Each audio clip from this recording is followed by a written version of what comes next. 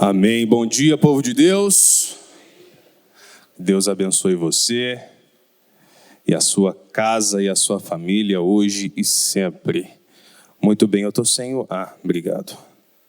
Eu queria ter cabelo só para poder fazer isso. Não, melhor não, né? Muito bem. Melhor ser careca? Muito bem. Hoje eu tenho um baita desafio com vocês, que é falar um pouco sobre comunicação. Nós estamos nessa EBD de inverno, como o pastor Paulo mencionou, estudando sobre os caminhos da liderança. Isso é, como é possível me tornar um líder melhor.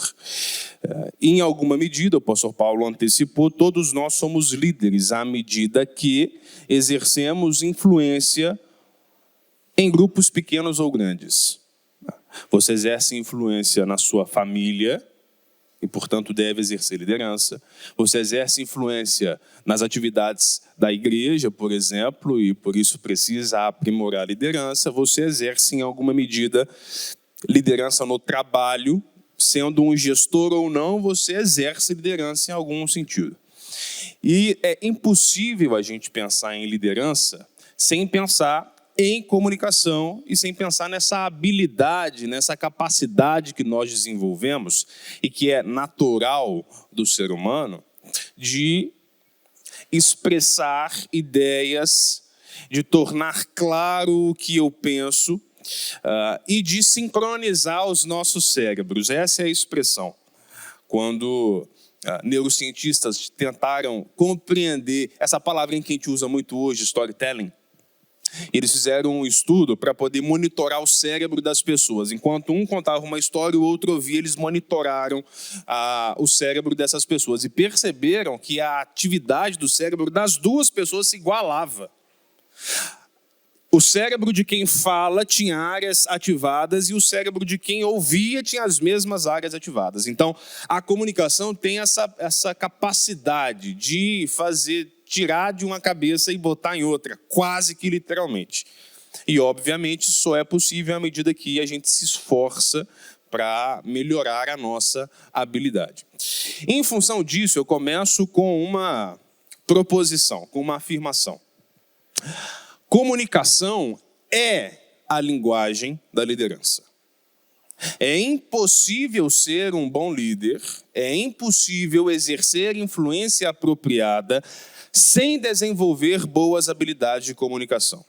Essa proposição, muito embora eu adoraria ter sido o autor, não fui eu quem escrevi, é um moço chamado James Humes, já falecido. Ele foi escritor e autor, redator de discursos presidenciais. Ele serviu 5 presidentes dos Estados Unidos. Então ele viu muito de perto o que é exercer influência. E a atividade de redator de discurso tem 2 movimentos. O primeiro movimento é entender o que está acontecendo na cabeça do sujeito, ou seja, na cabeça do presidente. O segundo movimento é entender o que está acontecendo na sociedade, para poder casar as duas coisas. Então esse é um cara que pode nos ajudar a entender um pouco sobre o que é tal coisa chamada comunicação e como comunicação é importante para o exercício da liderança. Agora, uma proposição como essa, comunicação e a linguagem da liderança, demanda aqui duas definições.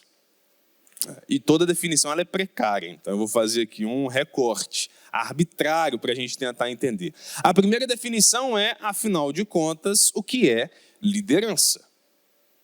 E para ajudar a gente a pensar nisso, essa é uma pergunta que tem centenas de respostas, eu trouxe a resposta de um homem que eu gosto muito, um herói na fé, chamado John Haggai. O John Haggai, também já falecido, ele entendeu que a vocação dele, como pastor, era capacitar cristãos, líderes, para exercer influência nas suas áreas de atuação.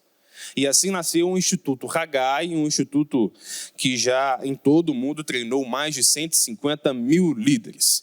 E ele, num texto da década de 70, escreveu o seguinte: a liderança é o esforço Portanto, tem que haver um movimento consciente, um esforço de exercer conscientemente uma influência especial, então não é qualquer influência, dentro de um grupo no sentido de levá-lo a atingir metas de permanente benefício que atendam às necessidades reais do grupo.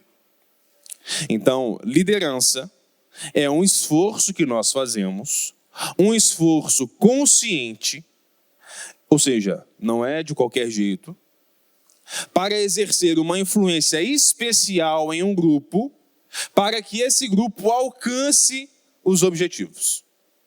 Essa definição ela pode ser aplicada para você que é gestor em uma grande empresa, de um grande grupo de pessoas, mas ela é absolutamente aplicável, por exemplo, à liderança no maior espaço e, ao mesmo tempo, mais difícil, que é a família. E o pastor Paulo antecipou aqui, porque é onde as pessoas mais nos conhecem. Então, é mais difícil você se comunicar, porque tem muito ruído. Então, essa definição ela é aplicável para qualquer instância, e eu gostaria que você tivesse isso em mente quando a gente for pensar em comunicação e influência.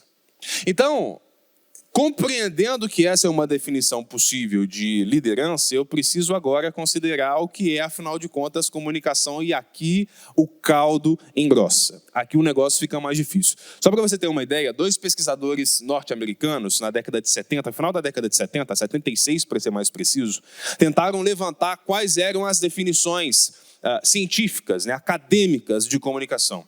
E eles encontraram 126 definições acadêmicas catalogadas. Isso em 76, imagina hoje.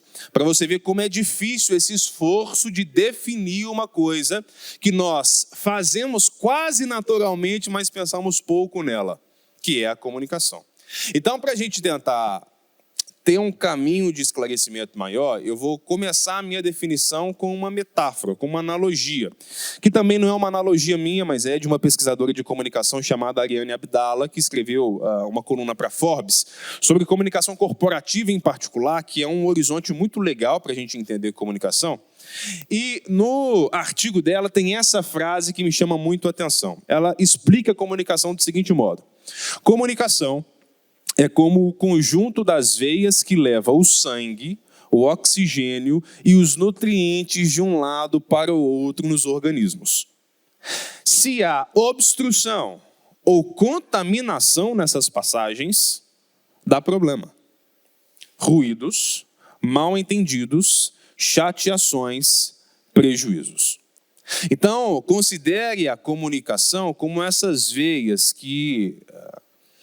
por meio das quais os nutrientes passam. E se há alguma obstrução nesse caminho, o resultado será o que na linguagem de teoria da comunicação a gente chama de ruído. Ruído é qualquer coisa que entra no meio do seu processo e avacalha a comunicação. Sabe quando você fala alguma coisa para alguém, a pessoa fala assim, eu não entendi nada do que você falou? Ou você fala A e a pessoa faz B achando que você tinha falado B? É isso aqui, é o ruído. Alguma coisa está obstruindo essa passagem. E qual é a nossa tarefa como comunicadores, como líderes hábeis? É desobstruir essa veia. É tomar providências para que a comunicação seja cada vez mais fluida. Então, tendo esse horizonte, essa metáfora na cabeça, a gente pode passar para algumas questões mais robustas. Primeira delas. Comunicação é a plataforma, é um ambiente, é o espaço que torna possível todas as interações entre os seres humanos e entre os grupos. Não existe ser humano sem comunicação, não tem como. E aqui tem um troço muito legal da gente considerar, que é qual é o estado natural da nossa comunicação. O estado natural da comunicação entre os seres humanos é o conflito, não é a harmonia. Por isso que fica ainda mais difícil se comunicar bem. Porque nós estamos o tempo todo discordando. Os seus pensamentos são diferentes do pensamento do outro. Os seus desejos são diferentes do outro. As suas intenções são diferentes da outra. As suas experiências são diferentes das experiências do outro. Então o conflito ele é inerente às nossas relações. E isso precisa ser levado em conta na hora da comunicação. Eu preciso pressupor que o outro não me entende. Quando eu pressuponho que o outro não me entende, eu tomo providências para me tornar mais claro. Porque não é possível interagir com o outro sem ser hábil em comunicação. Um segundo aspecto é que a palavra comunicação significa, no sentido mais puro, tornar comum. É por isso que às vezes quando fala assim, essa pessoa não comunica bem. O que significa dizer que a pessoa não comunica bem? Significa dizer que ela não torna comum a sua mensagem a outra pessoa. Então é como se as pessoas estivessem conversando em línguas diferentes. E cada um não entende o outro. Então, quando você pensar em comunicação, pense nesse conceito. Comunicação é igual a tornar comum. E tornar comum é adequar. Eu preciso adequar a outra pessoa. E um terceiro aspecto importante é que fazer comunicação é fazer um processo de gestão de relacionamentos. Os nossos relacionamentos serão saudáveis ou doentios, muito em função da maneira como a nossa comunicação acontece no relacionamento. Se você parar para pensar relações que são boas entre pessoas e relações que são difíceis entre pessoas, no horizonte em comum vai ter a comunicação é boa ou a comunicação é ruim. Sabe qual é a maior causa de divórcio no mundo? No mundo. 96 países pesquisados pela Associação Americana de Psicologia. Principal causa de divórcio: problema de comunicação. Não é problema financeiro, não é traição, não é a ingerência da família. Falta, não é nem falta, é problema. Eles chamam de lack de comunicação. Então a gente precisa levar isso mais a sério, porque disso dependem muitas coisas. Porque comunicar é fazer o processo de gestão dos relacionamentos. Agora, só para você ter dimensão do que a gente está falando e de como isso é desafiador, eu trouxe essa imagem para você. Essa imagem é da primeira teoria da comunicação formulada lá na década de 40 por um engenheiro chamado Claude Shannon. E não à toa essa teoria chama teoria matemática da comunicação. O que o Claude Shannon dizia? Que a comunicação é um processo de fácil identificação. Existe alguém que emite e alguém que recebe. Quem emite, emite uma mensagem. Quem recebe, recebe uma mensagem. E a pessoa que emite, emite essa mensagem por um meio de comunicação. Emissor, mensagem, canal, receptor. E a conclusão dessa teoria, que foi revolucionária, é a seguinte: se houver algum ruído na comunicação, está fácil rastrear. Ou o problema é de quem falou, ou da fonte da comunicação, que isso aqui foi usado até para desenvolvimento de telecomunicação também, isso é uma teoria da engenharia. Ou o problema está no emissor, ou o problema está no receptor, ou o problema está no meio, no canal, ou o problema está na mensagem. Eu rastreio, identifico e soluciono. Para a engenharia funcionou muito bem. Para as relações humanas foi um problemaço. Porque essa teoria, ela esqueceu de uma coisa, que é esse cenário. Esse é um diagrama feito por James Engel. James Engel foi um professor de comunicação crentaço. Crentaço. Ele era crente, inclusive ele escreveu um livro sobre comunicação no contexto da experiência cristã. E esse diagrama ajuda a gente a... Isso aqui é a fórmula da boa comunicação. Essa é a fórmula. Se você aprender isso aqui, você vai aprender a se comunicar bem. O que diz James Engel? Simples. Você será um bom comunicador se e somente se o conteúdo pretendido da sua mensagem precisa ser o conteúdo percebido pelo receptor. E o efeito pretendido pela sua mensagem precisa ser o efeito real percebido pelo receptor. Simples. Qual é o desafio? É que o tempo inteiro nós temos esse negocinho aqui, ó, ruído. E o ruído pode impactar tanto quem emite a mensagem, como a própria mensagem, como o meio da mensagem e quem recebe a mensagem. Então, o seu desafio como líder, eu não vim aqui trazer nenhuma facilidade para você, eu vim te dar um caminho para você trabalhar.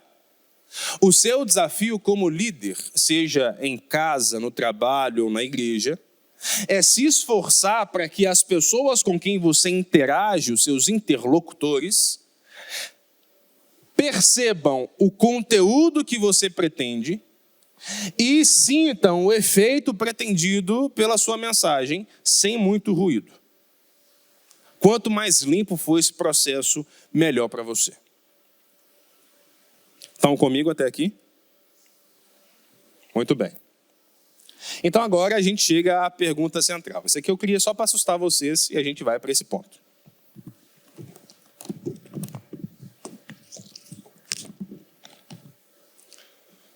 O que eu quero fazer agora é oferecer alguns caminhos para que você exercite a sua comunicação como líder.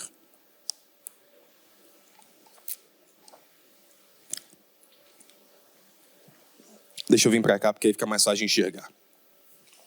O primeiro grande desafio que eu e você precisamos lidar enquanto líderes comunicadores é aprender, de maneira muito sistemática, a conhecer com quem nós interagimos. Esse é um dos maiores desafios. Porque quem fala, fala para alguém. Quem se comunica com alguém. E se eu não me esforço para entender o outro, a chance de dar errado é muito grande. Então, conhecer o interlocutor é muito importante. E aí tem um exercício que eu gosto de fazer, velho demais, um exercício da década de 70, para justamente medir a qualidade da comunicação da liderança. Eu vou pedir para você fazer isso rapidinho, com a pessoa que está do seu lado, aí, 2 ou 3. É mais ou menos assim, começa a mexer as mãos, mexa as mãos. Agora você vai mexer só a sua mão principal, a mão que você escreve.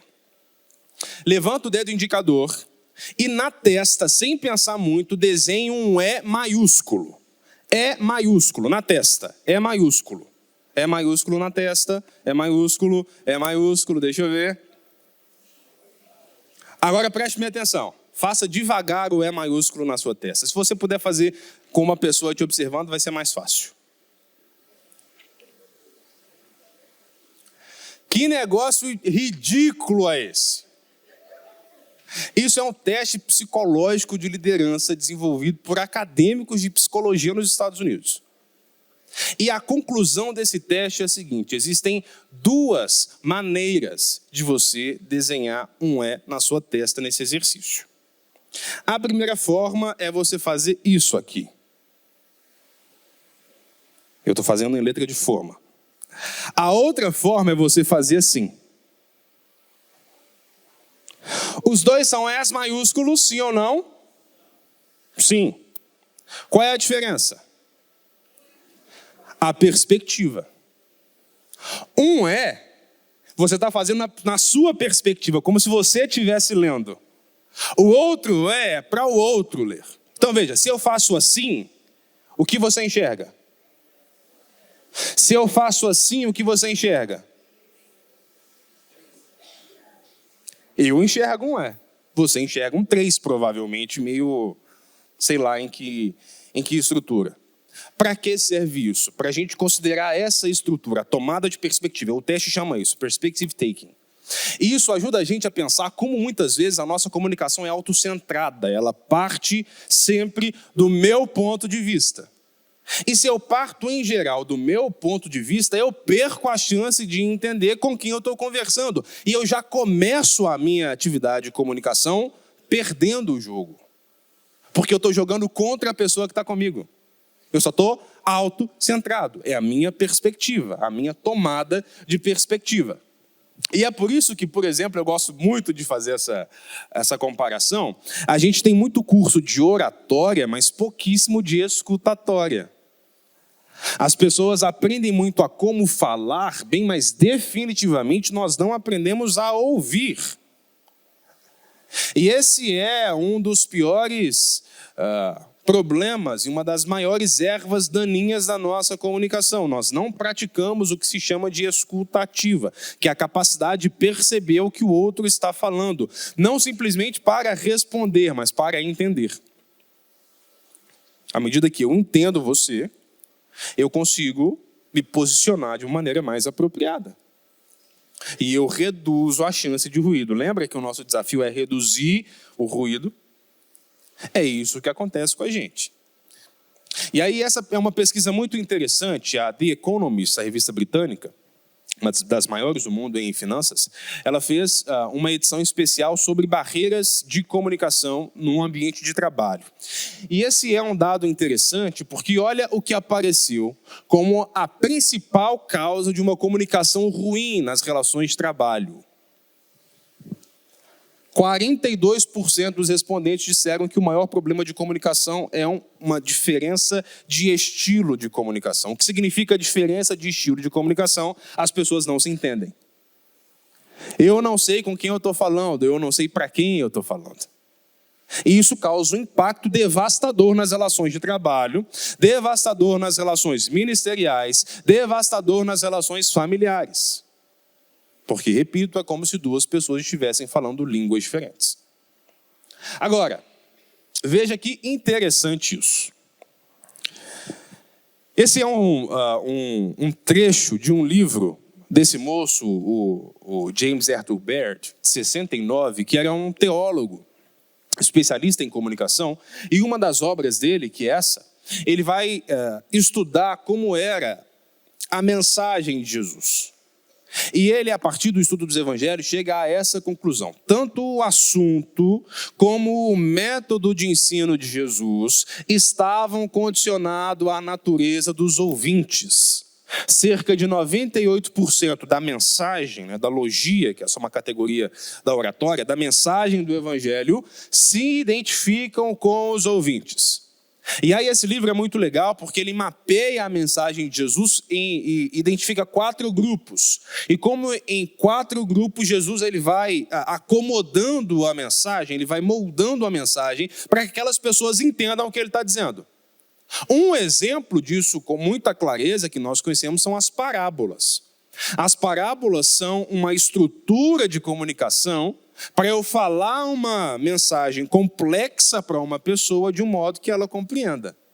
Como Jesus fazia isso? Usando elementos do cotidiano dos seus ouvintes. E aí ele fazia isso nas suas parábolas. Então, veja, por que eu trouxe essa referência em particular? Para dizer que, inclusive, melhorar a comunicação é uma maneira de servir melhor a Deus. Porque se Jesus se preocupou com isso, nós também devemos nos preocupar. Então esse é um ponto essencial. E como escreveu William White, que foi um jornalista, ele era colunista da Fortune, revista, em 1950 ele publicou um artigo chamado Tem Alguém Ouvindo? E ele conclui que o grande inimigo da comunicação é a ilusão de que ela aconteceu. Porque nós falamos demais, mas ouvimos pouco. E se eu falo demais e escuto pouco, não tem um processo efetivo de comunicação. Tem alguém emitindo uma mensagem que vai se perder ali na frente. E como diz a Bíblia, falar sem antes ouvir os fatos, sem conhecer o contexto, sem entender as pessoas, é vergonhoso e insensato.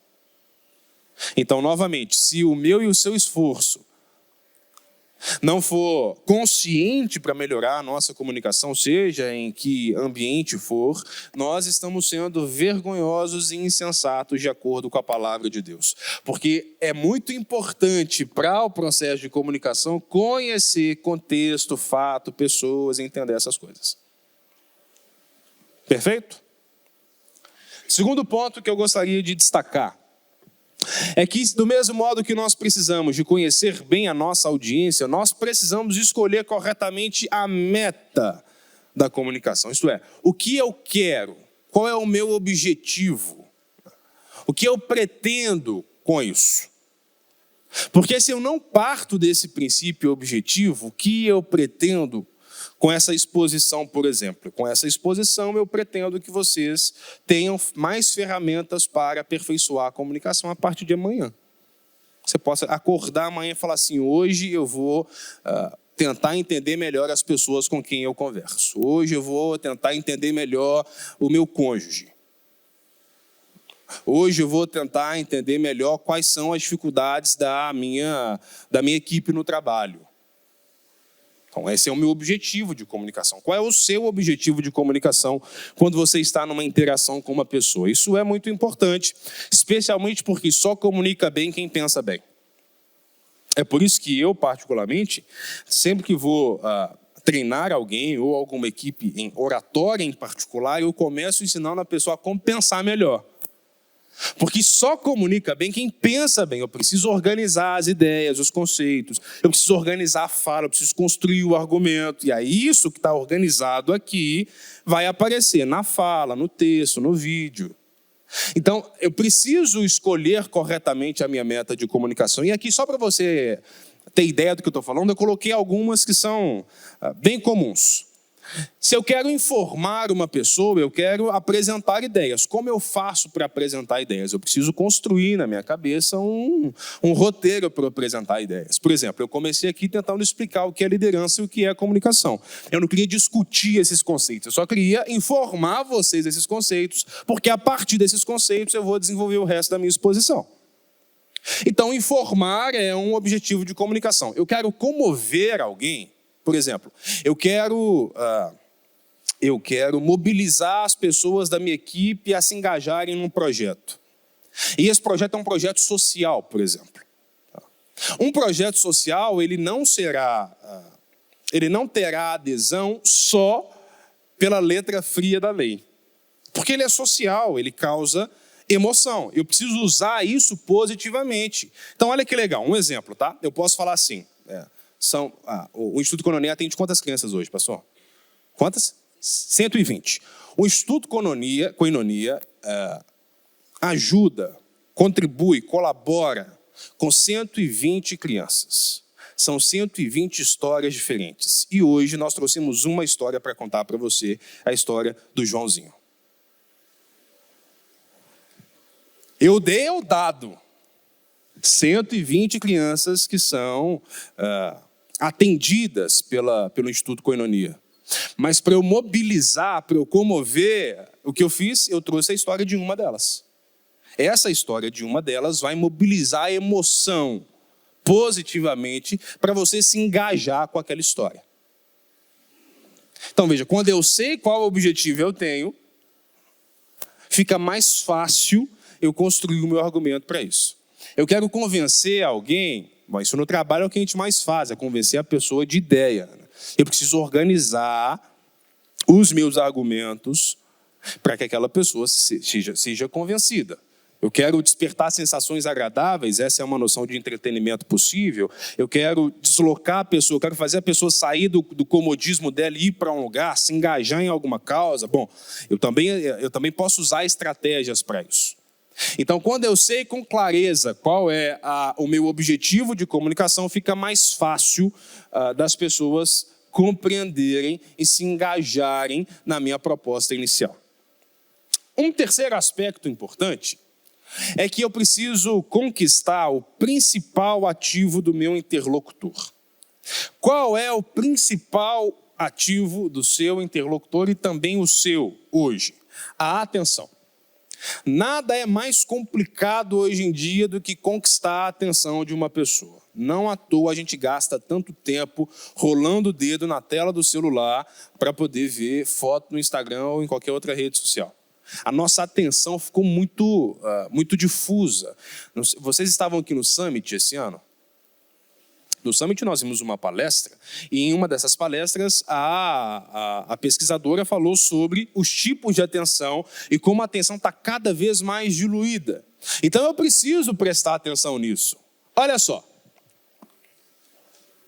Quando você olha para um cardápio como esse, qual é a sua primeira reação? A minha... Quê? Escolher o primeiro. Por quê? É mais fácil, não vai ter que ver tudo. A outra pessoa pode dizer, eu vou no que eu gosto sempre para não ter erro, calabresa. Eu, em geral, quando tenho um cardápio desse tamanho, eu tenho um piripaque do Chaves. Porque é tanta informação que eu não sei nem por onde começar. Eu não sei mais o que eu vou querer. E isso aqui, essa experiência, ela gera uma coisa chamada fadiga cognitiva precoce, que é quando você trava diante de tanta informação. A gente está exposto a muita informação hoje em dia e não à toa a nossa era é chamada de uma era que promove infotoxicação. Um dos fenômenos psicológicos mais complexos do nosso tempo é que as pessoas têm uma síndrome que é um medo de ficar por fora do que está acontecendo no mundo. É impossível ficar por dentro de tudo que está acontecendo no mundo, porque nós temos muita informação. Um menino de 7 anos de idade hoje tem mais informação que todo o Império Romano construiu em seus tempos de glória. É muita coisa, é informação demais. Então, eu preciso ser um curador. Porque se eu disser tudo, eu vou afogar a pessoa com informação e ela não vai entender as coisas. Olha que reflexão interessante desse pesquisador, economista, premiado, cientista político e que também trabalhou com economia comportamental, chamado Herbert Simon, e ele disse: a riqueza de informação do nosso tempo cria pobreza de atenção. E com essa pobreza de atenção, a necessidade de alocar atenção de maneira eficiente em meio à abundância de fontes de informação disponíveis. Nós aprendemos em liderança que liderar é dizer não, é saber selecionar, é fazer curadoria. Isso sim, isso não. Isso eu vou fazer, isso eu não vou fazer. Isso eu vou aderir, isso eu não vou aderir. Comunicar também é fazer um processo de seleção. Por exemplo, eu podia chegar aqui hoje e trazer 10 pontos para vocês melhorarem a comunicação. Mas a chance dessa informação se perder ao longo do caminho seria grande, porque é pouco tempo para muita informação. Então, eu estou trazendo 5 caminhos possíveis. Eu reduzo a quantidade de informação para que você tenha mais facilidade de capturar e de interpretar. Esse é um ponto fundamental. Se você quer se comunicar melhor com o seu interlocutor, dica: não sufoque a pessoa com informação. Não entregue tudo de uma vez. Porque você pode matar a pessoa, o entendimento dela, não vai entender nada. Para a gente pensar, por exemplo, no ambiente da igreja, numa pregação de 35 minutos, é impossível fazer um tratado sobre o contexto histórico daquele texto que eu estou lendo. Porque eu posso sufocar a pessoa que está me ouvindo com muita informação. Então, a limpeza é sempre melhor para você conseguir alcançar um objetivo. Qual é? Por isso que é importante ter a meta consciente. O que eu quero com essa minha interação com essa pessoa? Eu quero convencer o meu chefe desse projeto. Eu vou entregar tudo de uma vez? Não, porque ele não vai entender, está na minha cabeça. Eu vou selecionar as informações, o que ele precisa entender agora. Então, eu vou fazer isso para conseguir alcançar esse objetivo. E a moral dessa história é que quanto mais claro, melhor. A clareza é um dado muito importante. Como diria Graciliano Ramos, um famoso escritor brasileiro, a palavra não foi feita para brilhar como ouro falso. A palavra foi feita para dizer. Então, clareza é essencialmente um elemento importante para a nossa comunicação. Quer ver um negócio super legal quando a gente pensa em igreja? Eu vou dedurar as igrejas agora. Às vezes a nossa comunicação ela é incompreensível para as pessoas que não são cristãs. Incompreensível. Oi? Essa é muito boa.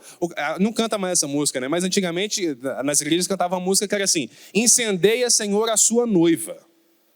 Incendeia, Senhor, a sua igreja. Incendeia, Senhor, a sua casa. Vem incendiar. O cara que está entrando pela primeira vez na igreja vai sair correndo. Como assim vai botar fogo na noiva? Que loucura é esse negócio? Porque a nossa linguagem, às vezes, ela fica incompreensível para as pessoas. E nós precisamos nos adaptar e adequar isso para que todo mundo compreenda a mensagem do Evangelho. Então, menos jargão, mais clareza. Porque isso ajuda a nossa comunicação. E aí, para tratar disso, esse é um outro aspecto importante, que é fazer referência ao mundo do seu interlocutor. Eu preciso prestar... Porque é importante conhecer o meu interlocutor, para eu poder falar a língua dele. Gente, Pentecostes é isso. Vem o Espírito Santo e diz o texto que línguas como de fogo são repartidas. E aquelas pessoas começam a falar das maravilhas de Jesus nas línguas dos ouvintes. Então, eu sempre cito isso, é como se eu, que nunca estudei russo na vida, começasse agora a pregar em russo. E algum russo aqui dentro compreenda a mensagem do Evangelho. Então, a mensagem da igreja do Pentecostes é a mensagem de ter uma clareza na comunicação, para que todo mundo saiba o que Jesus fez e quem é Jesus. E por isso eu preciso fazer referência ao mundo do meu interlocutor. Falar a língua do meu interlocutor, já que comunicar é tornar comum. Trazendo de volta aquela pesquisa da The Economist, essas foram as principais causas de comunicação ruim. Dentre as principais causas, uma delas, olha só, a penúltima aqui, o uso de jargão. Poucas pessoas usam tanto jargão quanto os cristãos, tá? Pouca gente. Universo jurídico usa muito jargão. Universo religioso usa muito jargão. E mais meia dúzia aí de ambientes profissionais. Mas, do ponto de vista da experiência social, pouca gente usa tanto jargão quanto cristão. Pregadores que estão aqui, a gente complica demais os negócios. O cara cita 15 personagens bíblicos numa pregação.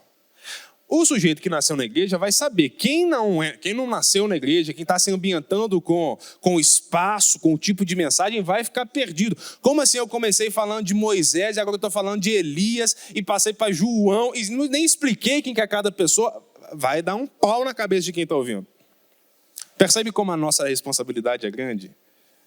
E a responsabilidade não é de quem escuta, é de quem fala. Não é do receptor. É do autor.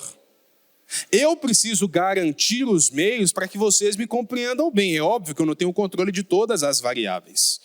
Você pode ter acordado num dia ruim, você pode ter acordado com dor de cabeça, você pode estar passando por uma dificuldade e você não vai receber a minha mensagem com tanta clareza. Eu não controlo todas as variáveis. Okay? Pode dar um problema técnico, por exemplo, no meio, o meio que eu estou usando hoje é o microfone. Pode dar um problema no microfone e eu vou ter que falar sério. Isso pode causar um ruído. Eu não controlo todas as variáveis. Mas eu preciso garantir que no que está no meu controle, eu vou me esforçar para que você me entenda bem. Esse é um dos aspectos. E para finalizar, demonstre o que você argumenta. A demonstração sempre é um meio muito interessante para fazer as pessoas compreenderem. Aqui são alguns exemplos de como demonstrar o seu argumento. Como eu posso fazer para que a pessoa me entenda? Por exemplo, para eu começar a explicar o que é comunicação, eu trouxe uma metáfora da Ariane Abdala, dizendo que comunicação é como o conjunto de veias do corpo. Eu usei um exemplo ilustrativo para tentar dar clareza em um conceito. E aí depois que eu coloquei na sua cabeça que você pode pensar a comunicação como um conjunto de veias, eu fui apresentar uma teoria da comunicação. Esse é um caminho possível para demonstrar o meu argumento. Isso pode ser feito de várias formas. Ilustração, metáfora, essas são as mais comuns. E por que isso é importante? Porque quando você captura a imaginação de uma pessoa, quando você faz essa pessoa imaginar o que você está dizendo, a chance de você capturar o coração, ou seja, mobilizar as emoções da pessoa é muito maior. E aí olha o que escreveu o Nicholas Butman, que é um pesquisador de comunicação e psicologia. A imaginação desperta a emoção desperta a atitude molda os comportamentos.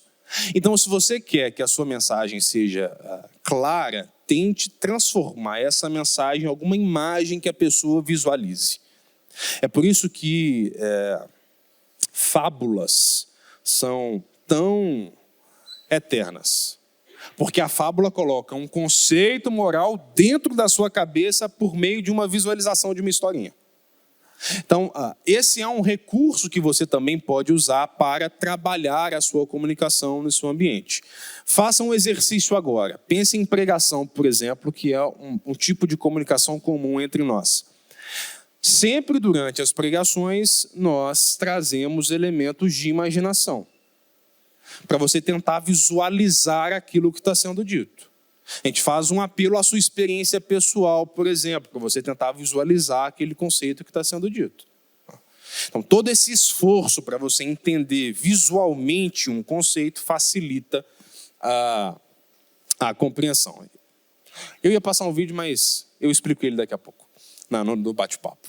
E aí eu queria concluir com esse pensamento. Olha o que diz a Bíblia. O tolo não se interessa pelo entendimento. Só quer saber de expressar suas opiniões. Esse texto de Provérbios é o retrato de muitos de nós. É o retrato da experiência de muitos de nós em casa, no trabalho e na igreja. A gente quer expressar a opinião adoidado, quer falar tudo, quer se meter em tudo, mas a gente não escuta. E se eu não escuto, se eu não compreendo, se eu não analiso, eu estou sendo um tolo. Estou falando demais e estou entendendo de menos. Então, esse é um exercício que nós precisamos diariamente fazer para melhorar a nossa comunicação.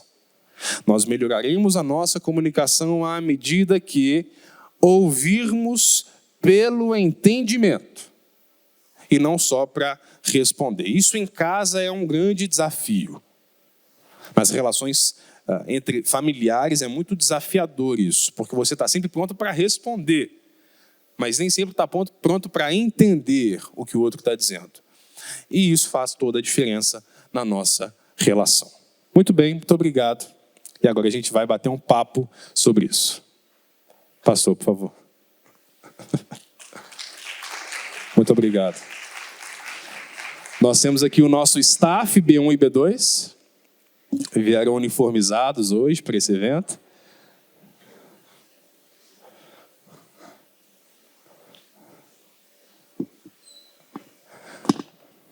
Valeu. A gente queria passar uma boa imagem sobre comunicação, então a gente combinou de... Muito bem. É azul e vermelho, não é preto e vermelho, não. Embora eu poderia usar preto e vermelho hoje não é um bom dia para isso. Em sua homenagem, seria muito bom. Comunicaria muito bem se eu estivesse preto e vermelho. Gente, bom dia. Bom estar com vocês. Espero que tenha sido um tempo bom para você. Você vai ter oportunidade agora de perguntar alguma coisa para o Jonathan, alguma impressão, alguma pergunta, alguma colocação que você foi despertado nessa manhã.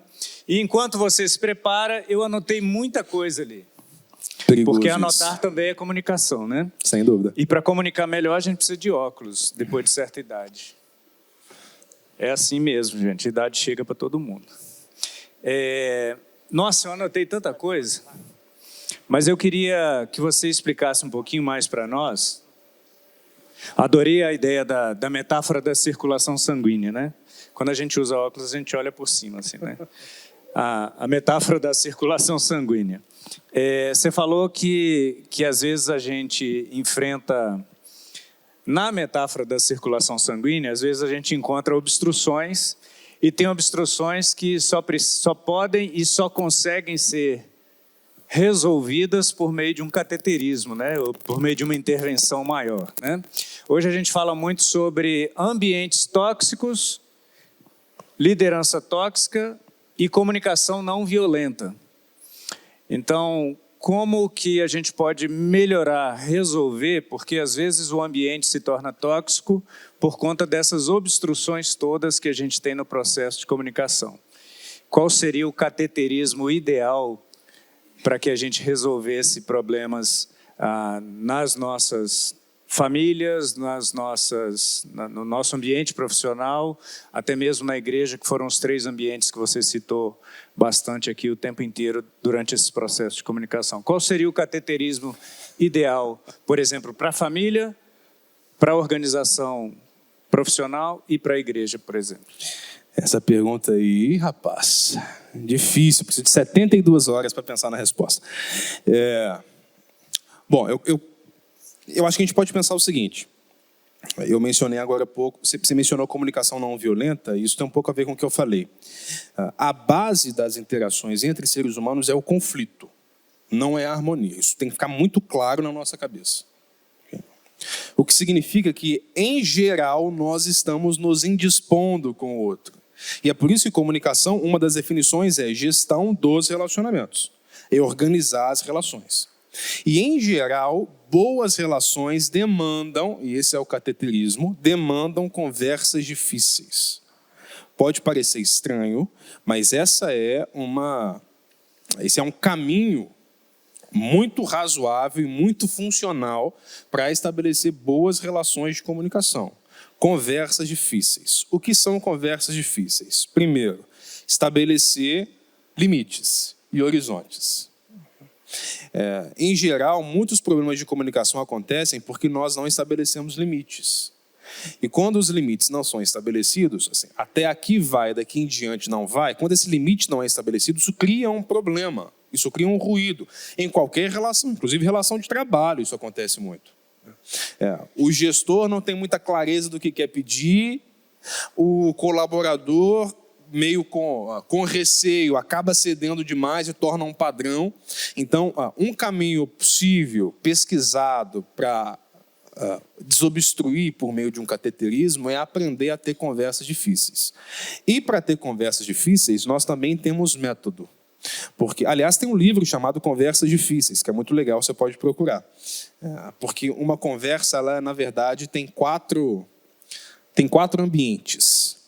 Tem o que está na sua cabeça, tem o que você consegue expressar do que está na sua cabeça. Sabe aquele negócio quando você está muito bravo e você se prepara para fazer um sermão para sua esposa, ou a esposa para o marido, prepara um sermão na cabeça e fala, vou xingar, vou falar tudo no dia tal, hora tal, e quando chega na hora você não consegue falar nada. Tem um meme assim, eu me preparando para debater, um leão, assim, eu debatendo, um gatinho. Então, tem o que está na sua cabeça, tem o que você consegue expressar do que está na sua cabeça, tem o que o outro consegue captar do que você falou e tem o que ele interpreta do que você falou. Então, conversas difíceis demandam um método.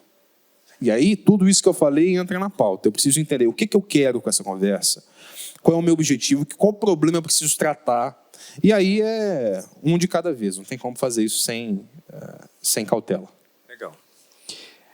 Alguém quer trazer uma questão? Olha, foi rápido.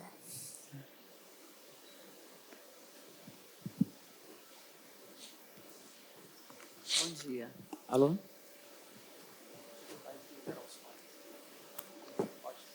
Bom dia. Como melhorar a nossa comunicação com os adolescentes dessa geração? Coloca o retorno aqui, porque ele está muito baixo para a gente, por favor. Pode repetir, por favor. Como melhorar a nossa comunicação com os adolescentes dessa geração? Uau! Como melhorar a comunicação com os adolescentes? Essa é uma pergunta extraordinária, porque aqui a gente tem um outro dilema, que é o dilema das gerações. Cada geração fala uma língua, fala uma linguagem, tem um estilo diferente, né? O mundo, o ambiente é diferente. Então, um horizonte... Eu me relaciono pouco com o adolescente hoje em dia, né? Então eu não tenho tanta prática para poder dizer. Mas um horizonte interessante que é possível da gente considerar é: mais velhos, desçam do salto. Escutem os adolescentes. Tentem compreendê-los. Primeiro porque você já foi adolescente. Você sabe que a adolescência é uma fase difícil. Inclusive neuropsicologicamente. Tem muita coisa acontecendo, muita área do cérebro maturando. Então, é difícil para o próprio adolescente lidar com a quantidade de questões internas e exteriores. Então, escute o adolescente. O primeiro passo para você compreender alguém sempre é ouvir. E à medida que você escuta, você faz uma adaptação da sua linguagem para aquela pessoa. Perceba que adaptar a linguagem não é mudar a mensagem. Papai e mamãe não vão deixar de corrigir o filho porque ele é adolescente, agora ele não é isso. Mas é de que modo, e aí é um exercício, um esforço consciente diário, de que modo eu posso conseguir mobilizar o coração desse meu adolescente para que ele faça o que eu estou dizendo. Então, não sei se eu vou responder tão apropriadamente a questão, mas eu acho que o primeiro passo é ouvir para entender. Entenda o que o adolescente está falando, entenda quais são os dilemas, né? Se aproxime dele, tente compreendê-lo, e aí você vai ter que pensar numa estratégia apropriada para dar resposta para essa demanda dele. Mas é isso, na verdade, não só com o adolescente, mas com todo mundo. Por exemplo, quando eu era adolescente, na igreja em que eu era membro, meu tio era o pastor, eu fazia parte do grupo de visita aos idosos. E eu até hoje tenho uma coisa assim com idosos, é um troço maluco. Sentado do meu lado, nós vamos começar a conversar, não tem jeito. E era muito legal, porque quando a gente ia fazer a visita para os idosos que não podiam ir mais à igreja, a gente ia fazer como se fosse um culto no lar.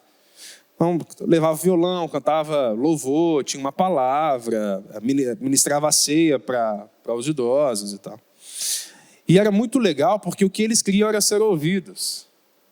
Eles queriam que quem estivesse ali, não só para cantar música ou para levar a palavra, mas para ouvir o que eles tinham para dizer, para ouvir as histórias.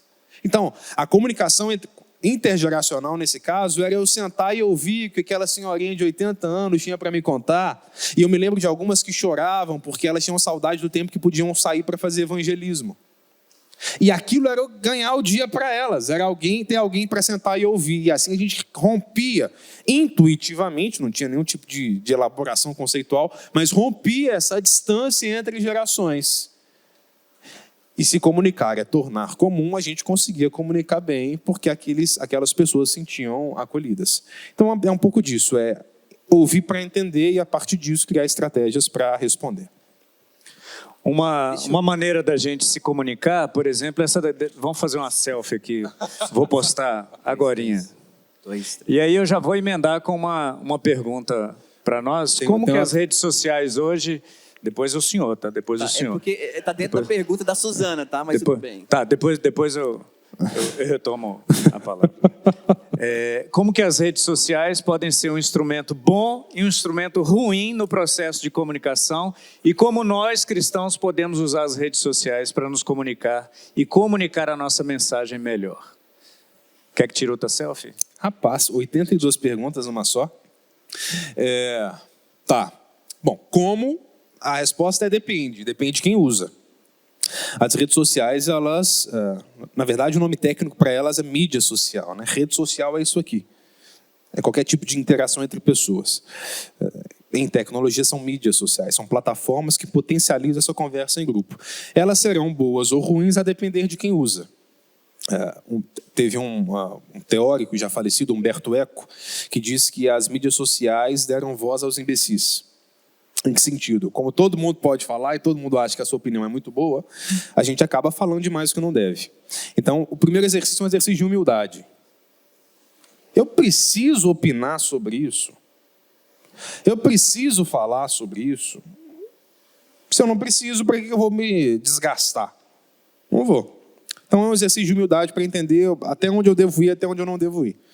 Então, como as redes sociais impactam a comunicação, elas impactam totalmente.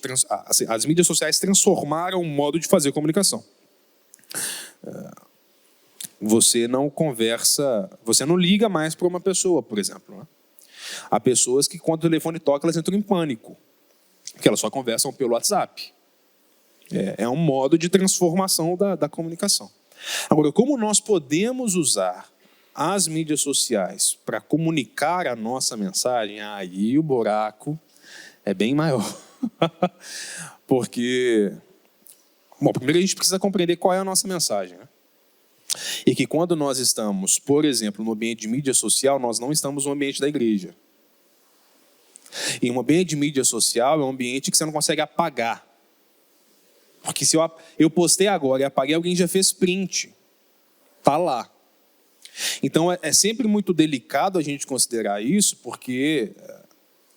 Depois que eu publiquei, depois que eu falei, depois que eu expus, não tem como voltar atrás.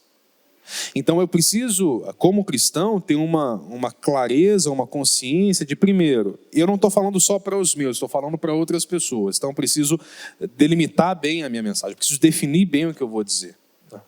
Segundo, está todo mundo me vendo. Eu tenho que ter uma cautela também em relação a que tipo de exposição eu estou fazendo para as outras pessoas. E terceiro, não tem como apagar. Então, o exercício sempre é a adequação. Como eu posso adequar essa mensagem às pessoas que estão me ouvindo? Há alguns anos atrás, por exemplo, eu fazia alguns vídeos, em que eram os vídeos de reflexão. Naquele momento, o público que me seguia não era necessariamente um público cristão, era gente que me seguia por conta de comunicação também. E um modo que eu enxerguei para poder atingir essas pessoas é que toda a reflexão que eu propunha, ela era fundamentada em algum texto bíblico. Então, para falar sobre comunicação, eu usava provérbios. E usava a sabedoria bíblica de Salomão para poder, em alguma medida, destilar naquelas pessoas um pouco da semente do Evangelho. Então, é muito desse processo de adequação e de consciência mesmo. Não tem receita, é na prática.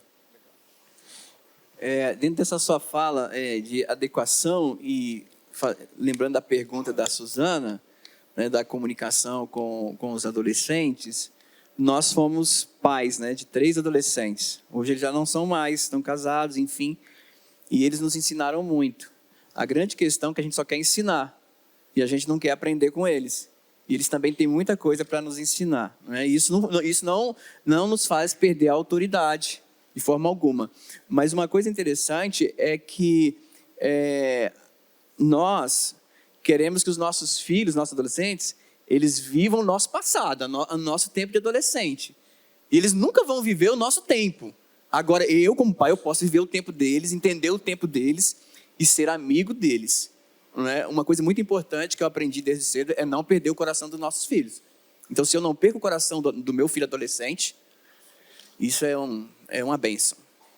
Amém, ótimo, essa clareza intergeracional, de que eu posso sempre aprender com quem está aqui.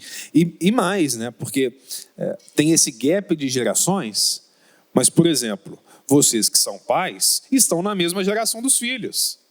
Então, a gente tem um saudosismo, às vezes, que se reflete na forma de comunicar e que ele é muito danoso, porque você não parou no tempo lá atrás, você continua aqui, 2023. Então, para você também é bom crescer com quem é mais jovem, com quem está chegando. Então, isso é um bom caminho de, não só de melhorar a comunicação, mas de amadurecer bem, né?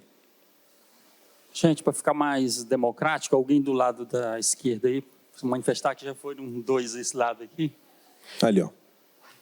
Enquanto alguém se manifesta, Jonathan, na hora que você falou sobre a escutatória, eu lembrei de uma frase do pastor Rubem Alves, que e eu busquei essa frase aqui, ele diz assim: eu sempre vejo anunciando cursos de oratória.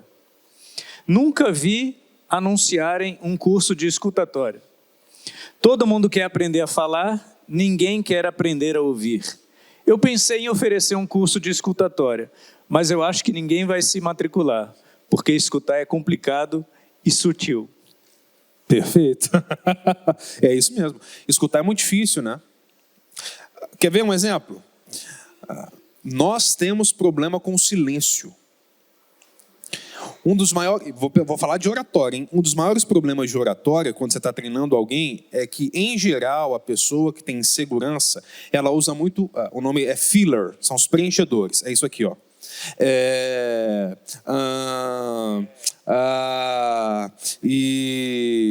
Então, mas já é outra coisa, é repetição. Mas esses preenchedores, eles têm uma única razão de existir. A pessoa não dá conta de lidar com o silêncio, ela acha que o silêncio é um erro.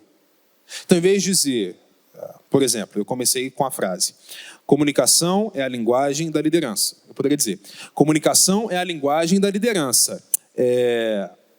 Porque aí, mas eu posso dizer, comunicação é a linguagem da liderança. O silêncio incomoda. E escutar é silenciar, né? Você precisa se calar para ouvir o outro. Isso é difícil pra caramba. Bom, ainda sobre adolescente, temos de pensar o seguinte: adolescente quer dizer adoecer. Então, é a fase que os adolescentes estão adoecendo. Adoecendo na parte física, adoecendo na parte espiritual, adoecendo na parte emocional. Então, nós que já adoecemos nos curamos, vamos assim dizer, que nós saímos da adolescência, estamos na fase adulta, temos de sempre entender que eles estão adoecendo, vamos assim dizer, para sararem e entrar na fase adulta. A palavra adolescente é adoecer. Só esclarecer, gente, talvez o nosso áudio não deu conta. A irmã Vera não falou adoecer, não, tá? Adolescer, né? Que significa rejuvenescer, amadurecer, que significa passar por um processo, né? Isso é comunicação, explicar.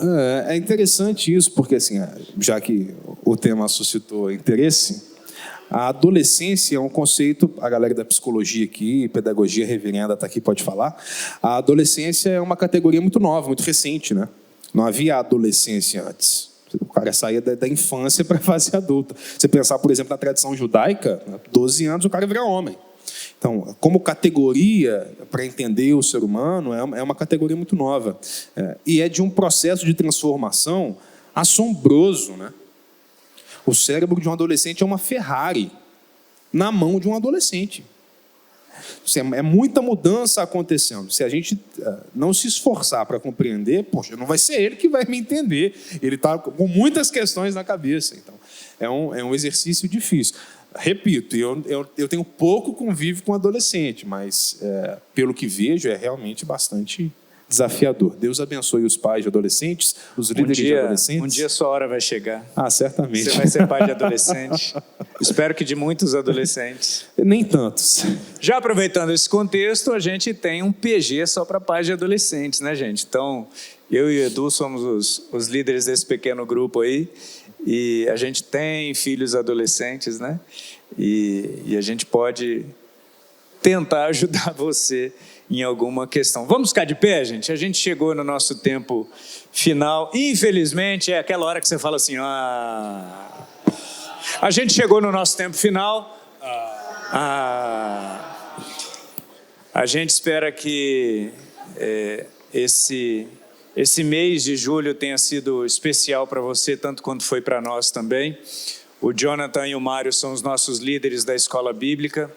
E quando a gente pensa nos temas para a nossa EBD de verão, em janeiro, e para a nossa EBD de inverno, em julho, a gente quer sempre trazer temas que sejam importantes para o desenvolvimento pessoal e que consigam fazer esse link com questões tão próximas do nosso dia a dia, com os valores que o Evangelho apresenta para nós também. E nada melhor do que a gente... desse assunto que a gente tentou falar durante esse mês, que é pensar os caminhos da liderança e pensar esses temas tão práticos que a gente falou sobre fé e trabalho, a gente falou sobre comunicação, a gente falou sobre habilidades emocionais e a gente falou sobre hábitos e rotinas. Então, eu espero que tenha sido extremamente válido para você.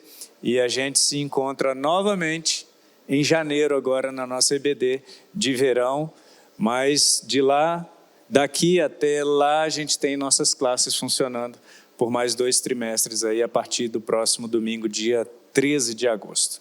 Vamos orar? Você pode olhar para a pessoa que está do seu lado assim e falar, fica firme. Fica firme. Deus, obrigado por essa manhã. Obrigado por mais uma vez nos abençoar durante esse ciclo de estudos, de palestras. Obrigado a Deus porque crescemos um pouco mais no conhecimento da vontade do Senhor para as nossas vidas e naquilo que diz respeito àquilo que precisamos desenvolver e aprender para servir melhor ao Senhor e servir melhor às pessoas também. Que cada semente lançada aqui, domingo após domingo, durante esse mês, possa crescer, ó Pai, e possa desenvolver em nós habilidades melhores, como eu disse, para servirmos melhor ao Senhor também. Nos abençoa cada dia, abençoa nossas vocações, nossas profissões, abençoa, ó Deus, nossas vidas em cada um dos papéis que nós ocupamos no dia a dia, que, ó Deus, sejamos instrumentos do Senhor para levar essa Tua palavra e testemunharmos melhor da Tua graça e do Teu amor. Em nome de Jesus, amém, amém e amém. Culto das 11. e lounge para os visitantes.